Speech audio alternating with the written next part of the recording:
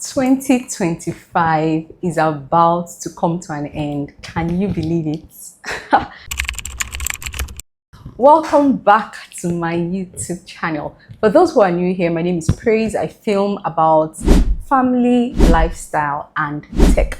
For my returning subscribers, thank you so much for the love I have received in my previous videos.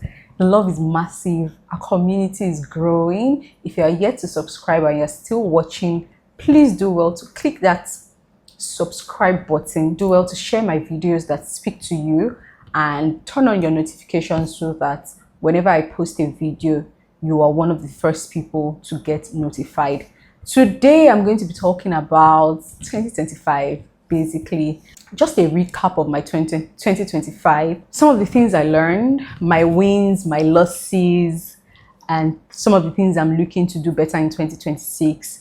I have grown to the age where I no longer have New Year resolutions. From my personal experience, New Year resolutions don't always work. If there's something I want to change or an area where I want to improve, I typically don't wait until the new year to start to implement. That whole new year, new thing me was so teenagehood. I don't do that stuff anymore. I just look for areas that I want to improve and do the necessary work it takes to improve. However, I am really looking forward to 2026. I don't know about any other person. 2025 was, for me, was a very packed year.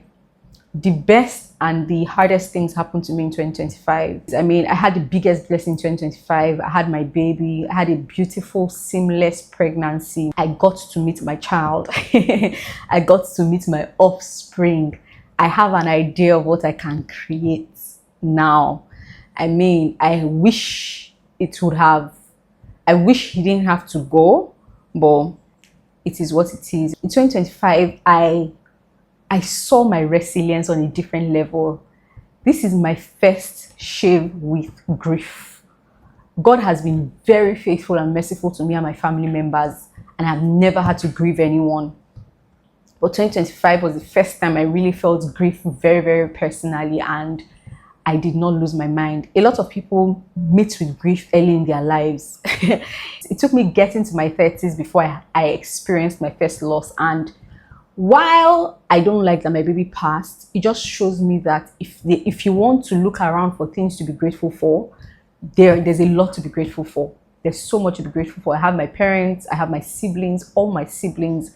God has kept my friends and protected my friends, and those are some things I'm really, really grateful for. So in 2025, I saw another side of me, particularly the second half of throughout 2025, I was pregnant for the first time. I saw myself pregnant. It was fascinating. It was honestly really fascinating.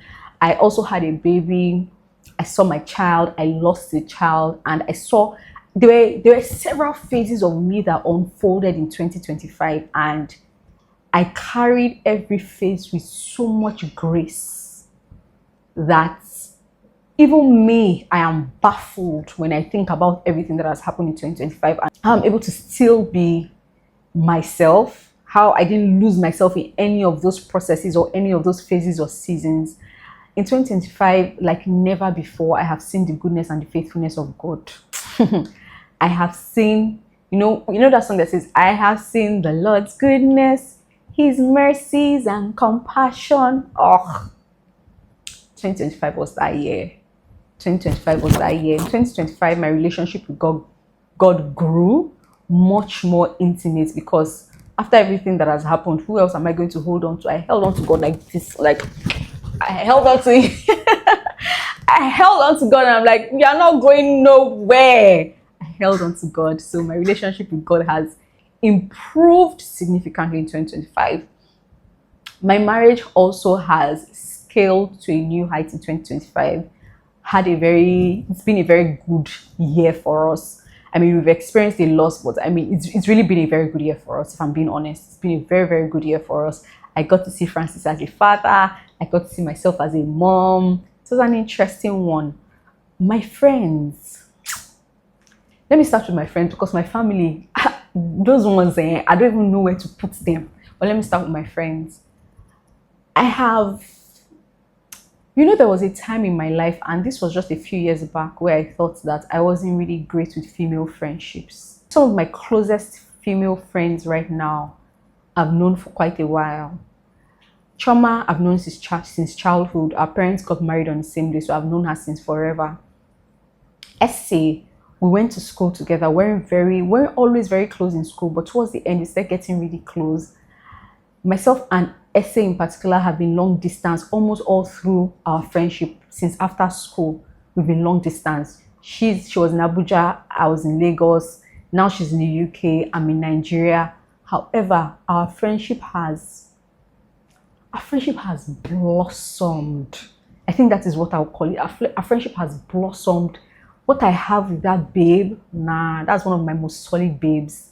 Chine and Adeshola, I met them in premarital counseling. We didn't become friends immediately. We got married. I think Chinere even already had her baby. Yes, Chinere definitely already had her baby before we became close. Adeshola, it was last year that two of us really started to become close. Esther, I have known Esther, I think since after service. So 2018 was when I met Esther.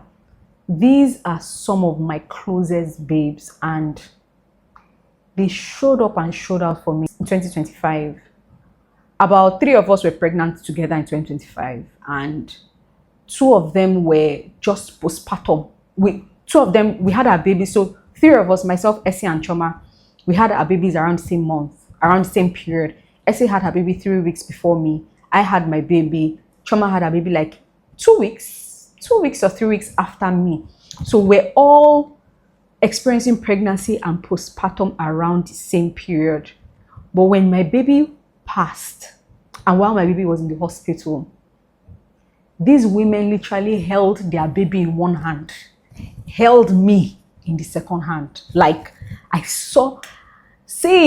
seen the power of female friendships this year.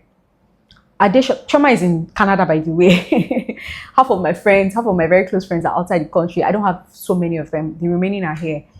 Chineye and Adeshola literally held me through our pregnancy. Chineye would get her husband to cook for me. Adeshola would bring stuff from me. Her husband would bring stuff, and she would divide it and bring my own for me. They took care of me. I've never seen love like this in my life before. Here I was thinking, oh, I don't think I'm really cut out for female friendships. I don't think I'm good at this. One day I'm going to sit down and do a video on friendships, because I have come very far. I've come very far with my friends. These women have literally walked with me through the hardest phase of my life. They've been with me too through very good phases. They've celebrated me. They've lifted me up. They've held space for me. And in my grief, they carried me. See, there were days, you see, this is my grief and healing journey. A lot of people look at me and say, oh, you came out of it so quickly. You handled it so well. They just say all sorts of things. But I know that I have been held by the grace of friends and family. By the grace of people have held me.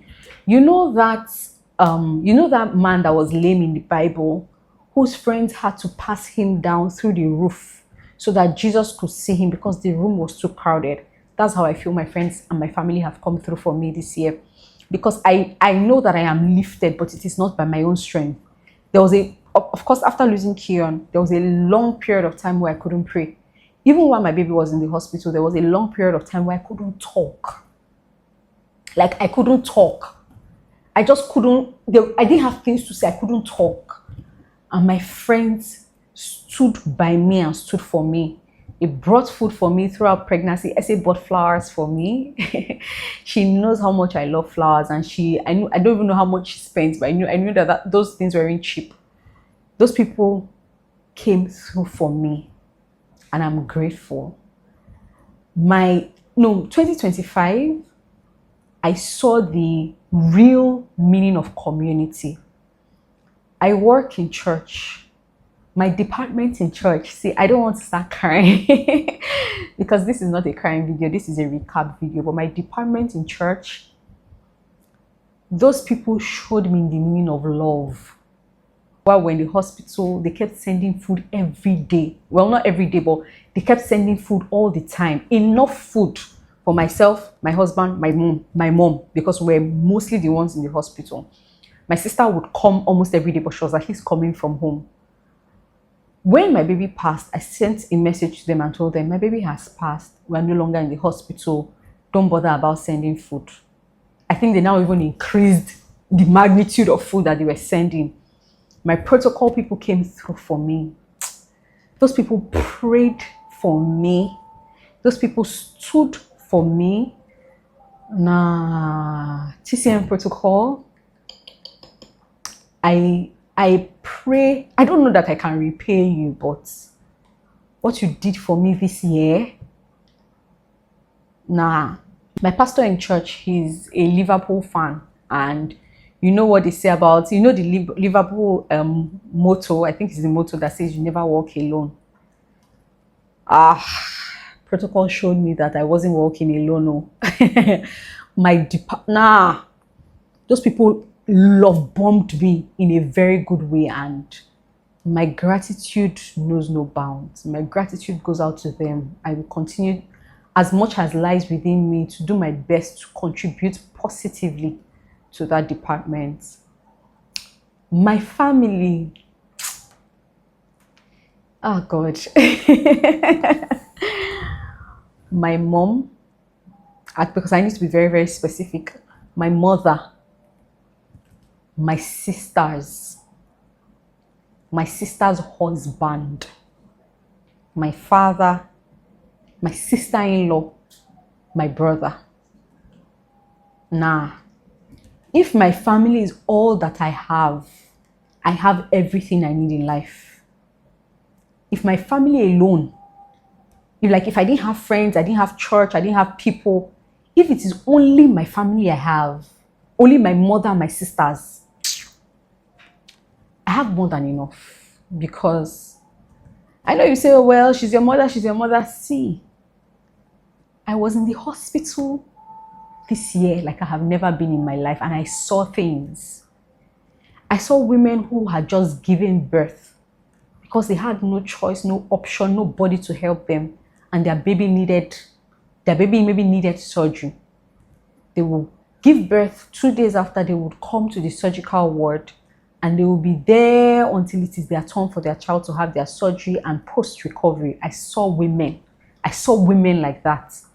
I didn't have to stay with my baby. I never slept in the hospital overnight with Keon. My mother just took it up. She would stay there at night. She won't sleep. She'll be looking after my child, praying over my child, and praying over the people in the ward.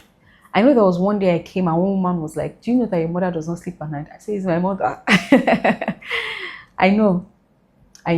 My mother, if it was prayer, if it was love, if it was care, Keon would have still been here. Like Keon passing, I look at everything that happened and I realize that there's really nothing. It looks like there's nothing else we could have done. Because my mother prayed, my mother did everything. My sister just resumed a new job. She's supposed to go to the office a certain number of times during the week. My sister will come and sit down with my child in the hospital while I was at home recovering. My husband, where do I want to start from? With Francis, where? Because that one alone is a whole video on its own. My sister's husband, my sister will come during the day, her husband will come at night. Her husband was Francis's brother in arms. One of the things I'm most grateful for 2025 about is the caliber of people that surrounded me. You know when they say men day, and I'm using men generically, not as a specific gender. Nah, people stood for me. Even people that I'm not very close to, because I can't mention everybody's name here. People stood for me. People prayed for me. People supported me. Nah. My biggest lesson in 2025 is that the gift of men, if you have the gift of men, you are rich. You are very, very, very wealthy. You are very, very wealthy. I'm truly grateful for my friends. I'm grateful for my church. I'm grateful for my colleagues. My colleagues held space for me, my bosses, my colleagues. 2025 was a very good year in terms of people. A very, very good year in terms of people. There are a couple of things I hoped to do in 2025 that I couldn't really do. Number one was really grow my channel. My plan was to come back here postpartum and, share my pregnancy journey and my motherhood journey. Like I said in one of my previous videos, I made a lot of videos. I documented a lot during my pregnancy. I will still post. I'll just find time to edit all of those things and post them in the coming year. But my plan was to really, really grow my channel from the second half of the year. However, I experienced a loss and I fell into grief, and I needed to take time to just heal. Healing is a process, it's still ongoing, but I have gotten to the point where my head is above water now and I can go back to creating. I also didn't read as much as I wanted to read in 2025. First half of my year was really busy. Everything I was reading was mostly around parenting, pregnancy, and mostly around parenting, pregnancy. So a lot of the knowledge I gathered this year, because I gathered so much knowledge. The plan for reading was to gather knowledge, to just be more knowledgeable, to have more understanding and be wiser. However, I gathered so much knowledge in the area of pregnancy, parenting, motherhood, postpartum. I did all of that, and that knowledge is not a waste. I will just bank it, keep it for whenever I need it. Luckily, it also comes in very handy for whenever anybody around me gets pregnant. So whenever my friends get pregnant, I just bring it out of my heart. Okay, this is what I think you need to do. This is what you need to do. Don't do this, don't do this. When they complain about it, I'm like, oh, okay, I experienced it or I read about it. This is what you can do. This is what you can do. Of course, confirm with your doctor. I'm not a doctor. I'm just someone who likes to know things. So all of that knowledge I got in 2025, and I'm just going to keep to one side for when the need arises next time. But I didn't read as much. I got a couple of books. I even got Dream Count. I got a couple of books this year. I still have not completed this book. I would. It's part of what I will do in the coming year. In 2026, I want to read more. I want to read much more. Just dedicate, even if it's 30 minutes a day or 1 hour a day, to reading. With my finances as well, this year, I did not necessarily hit my investment goals. A lot happened this year. Life lived. However, for next year, I'm really, really looking to be much more intentional with investing my money, ensuring that my money is working for me. I'm not an investment person. I don't plan to really come on here and share investment tips. But if anything jumps out at me, I will be sure to share. But one way I'm doing this that I think you might be able to learn from is to get people. So I have friends who are really great at investing, who understand the stock market, who know stuff. And my plan is to reach out to them. I've spoken to a couple of them already. I'll be speaking to a couple of them in the coming week. Get some level of accountability. One thing I was doing early in the year was I have a sheet where I had my entire portfolio written out. So, okay, this is where this is how much here, this is how much here, this is how much here, and this is how much interest or dividend I got for the month. Some of them are reinvested, some of them are paid to me as dividend. I had a way of mapping all of them out so that I could have a visual representation of where my money was going. But I stopped at some point, and then the second half of the year I've not been able to continue with that. But going into the new year is something I'm looking to resume, just ensuring that I'm really, really tracking my finances. I'm looking at my statement, understanding where my money is going, knowing what to cut down on, knowing what to, do and not to do. The second half of this year, after I lost my child, one of the ways I healed, one of the ways I lived through grief was to spend money. If I set my eye on it and I like it, I bought it. If I like it, I bought it. As long as I had the money, I bought it. But I need to come back to reality. I can't be spending money like that. So one of the things I look forward to doing is ensuring that I'm investing my money in the right sources. I'm doing my research and I'm talking to people, having accountability partners. I have a target for next year, and I am very convinced that I can meet that target. I'm very, very convinced that I can meet that target. With regards to work, I got a promotion this year. I'm very grateful to my organization who gave me a promotion whilst I was pregnant. I have been very supported in my job through pregnancy and after my loss. However, I'm looking to get into bigger challenges with regards to work next year. When I say challenges, I mean I've pretty much been doing the same thing for 3 years. I need something that will excite me. I have the products I'm currently handling. I have built them from the ground up. I'm looking to, scale those products in a very exciting way and also get into more exciting stuff with regards to my career. I have a couple of courses mapped out as well that I need to take. I'm not trying to overwhelm myself. I just have some realistic expectations that I have set for myself. Yeah. So that's it with regards to work, with regards to reading. I'm really looking forward to empowering myself in 2026. With regards to this channel, I pray for the strength and the ability to remain consistent on here, because I really, really want to grow this channel. We've been on this mountain, we've circled around this mountain for too long. It's high time we climb to the top of it.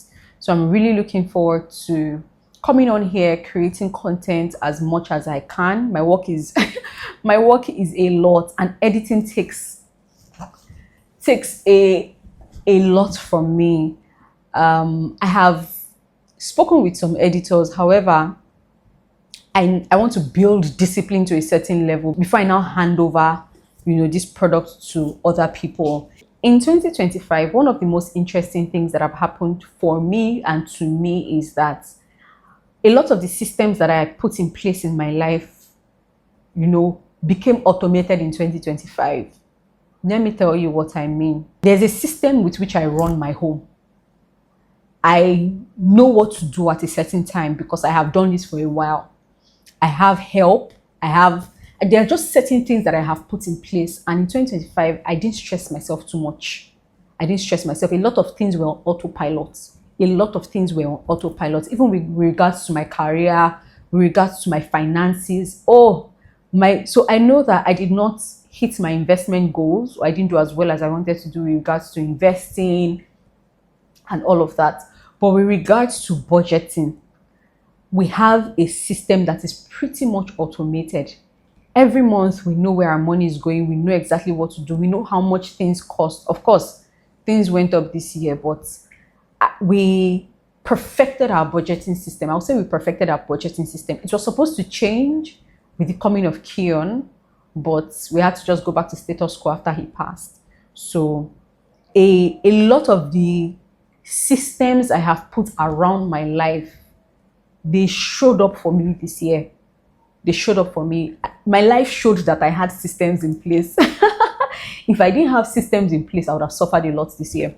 So in a lot of areas, my life actually showed that I had systems in place.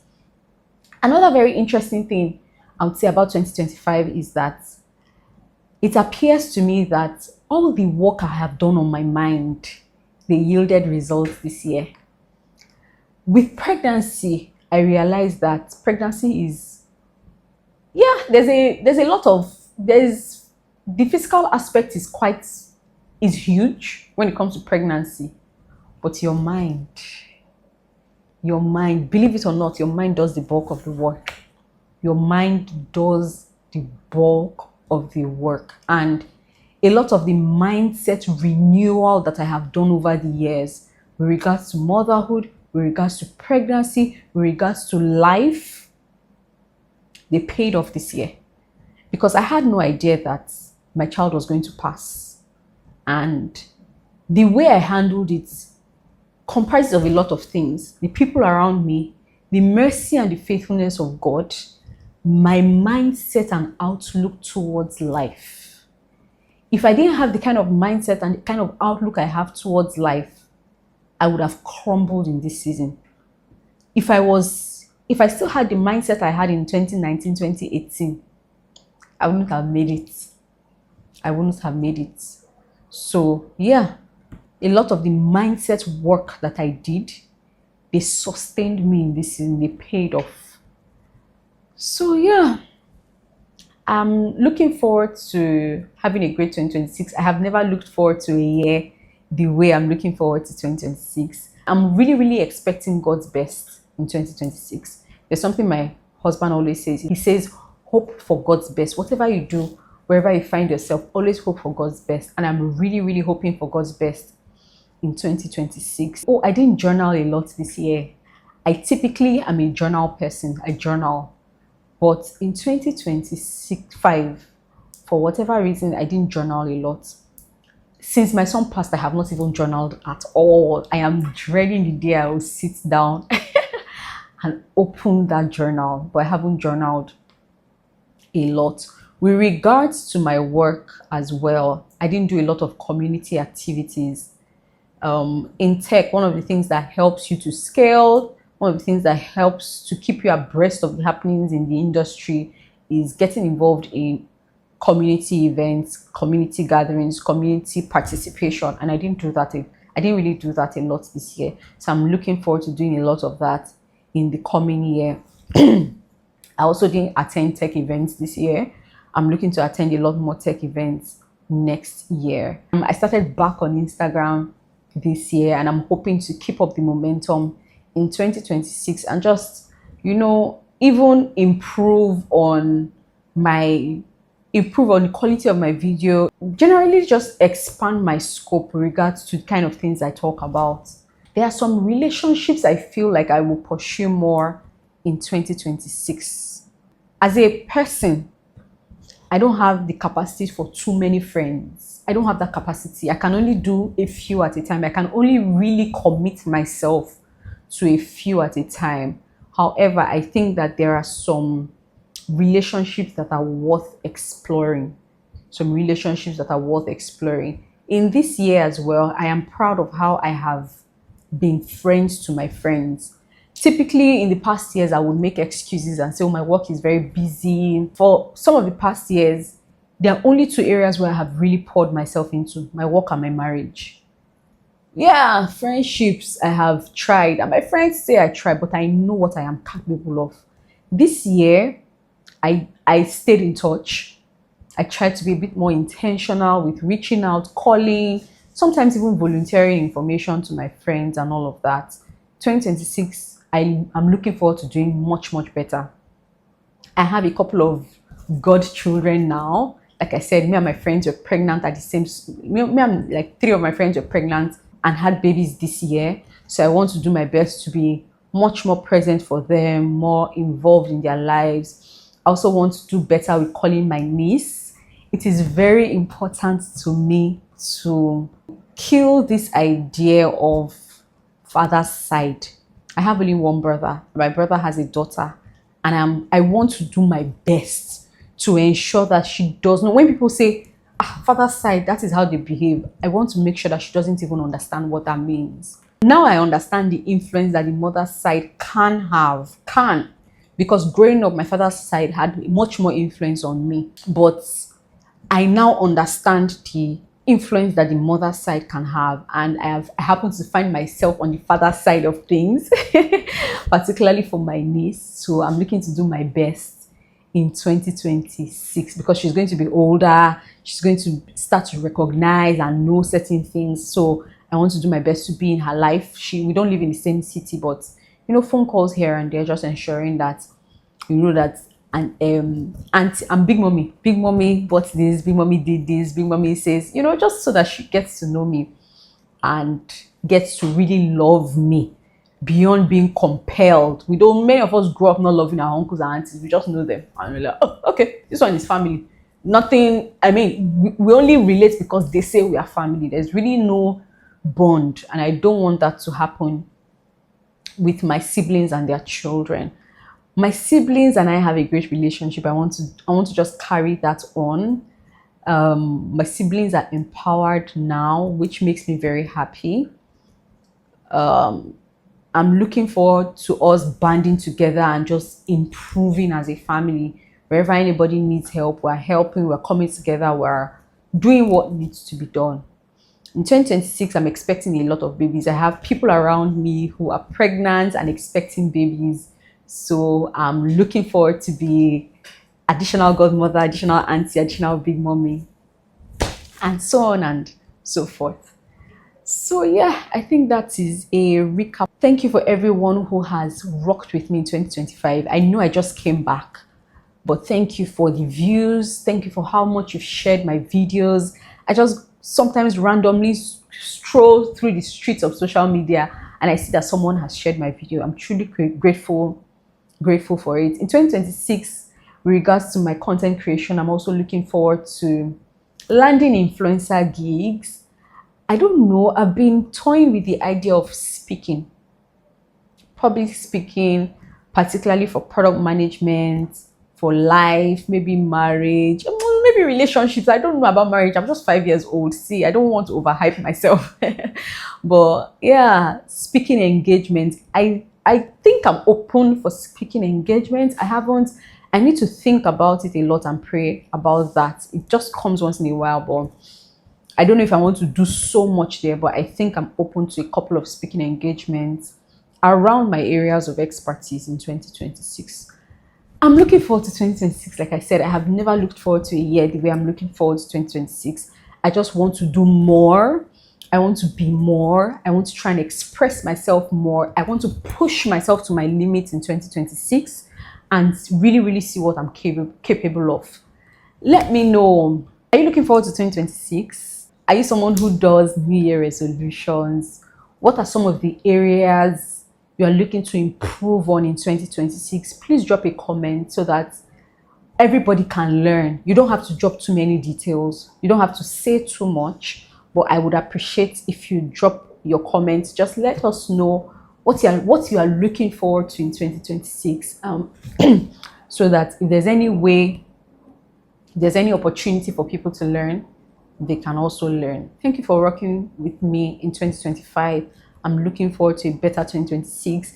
I'm looking forward to doing this 2026 recap here with all of us alive, with all of us in a better place than we are now, with our goals being met and exceeded. You know, I'm really looking forward to coming back here in front of this camera to do a 2026 recap, and we are light years away from where we are today. So compliments of the season. I wish you a beautiful 2026. For everyone who is looking to improve, expand, be better, I really, really hope you put in the work and you achieve all your dreams. See you in 2026.